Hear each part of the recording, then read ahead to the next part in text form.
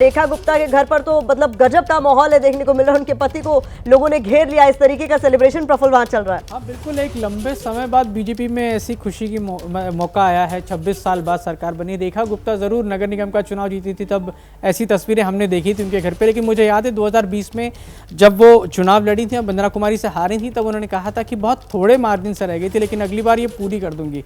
और वो जीत जो है, उन्होंने न सिर्फ वंदना कुमारी को हराया, उसके बाद यहाँ तक पहुंची हैं वो कि पहली बार जब ये 26 साल बाद सरकार बन रही है बीजेपी की, तो वो मुख्यमंत्री बन रही हैं। मंत्री भी नहीं, मुख्यमंत्री बन रही हैं। और उनके लिए देखिए अब कुछ ज़्यादा वक्त नहीं बचा, अगले कुछ 12-13 घंटों में उनको शपथ लेना है, इसलिए वो उपराज्यपाल के घर गई हैं।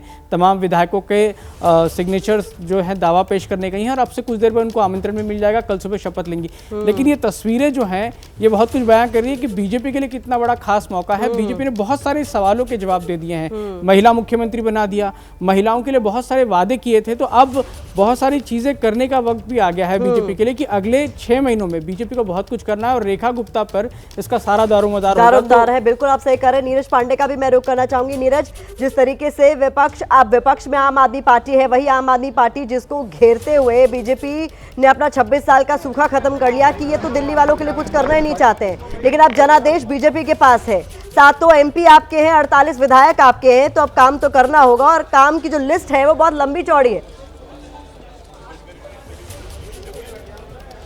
निश्चित रूप में प्रतिमा, बिल्कुल आपने सही कहा। देखिए, दिल्ली में लंबे समय बाद भारतीय जनता पार्टी की सरकार बनी है, बहुत बड़ा दारोमदार है। भारतीय जनता पार्टी ने बहुत सारे वादे किए हैं, और ऐसे में रेखा गुप्ता जो कि महिलाओं को रिप्रेजेंट करें, देखिए रेखा गुप्ता बहुत मजी हुई पॉलिटिशियन है, लंबे समय से वो राजनीति में है, महिला मोर्चा में लंबे समय तक काम किए हैं, उन्होंने पार्षद रही हैं, इसके अलावा विधायक वो चुनी गई हैं।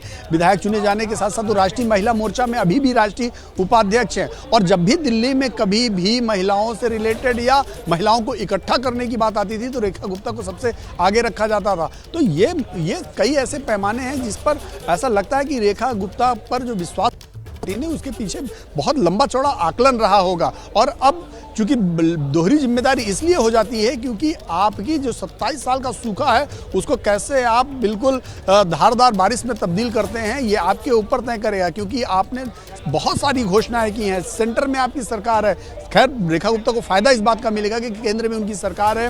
बहुत सारे काम जो ऐसे होते हैं जिनमें केंद्र सरकार को थोड़ा लचीला होता है, तो वो खुद केंद्र सरकार लचीली हो जाती है। और मुझे बहुत अच्छे से याद है कि द्वारका रैली में प्रधानमंत्री नरेंद्र मोदी जब संबोधित कर रहे थे, तो उन्होंने साफ कहा कि मेरा बहुत लंबा अनुभव है सरकार में रहने का। मैं मुख्यमंत्री के तौर पर रहा हूं, मैं प्रधानमंत्री के तौर पर काम कर रहा हूं, और पिछले ठीक है नीरज, आप अपनी बात पूरी करें उससे पहले मैं एक चीज का कंफर्मेशन चाहती हूँ। विधायक दल की बैठक में प्रवेश वर्मा के नाम का या डिप्टी सीएम के नाम का किसी भी तरीके का औपचारिक ऐलान हुआ था क्या? क्योंकि इसको लेकर तरह तरह की बातें की जा रही है।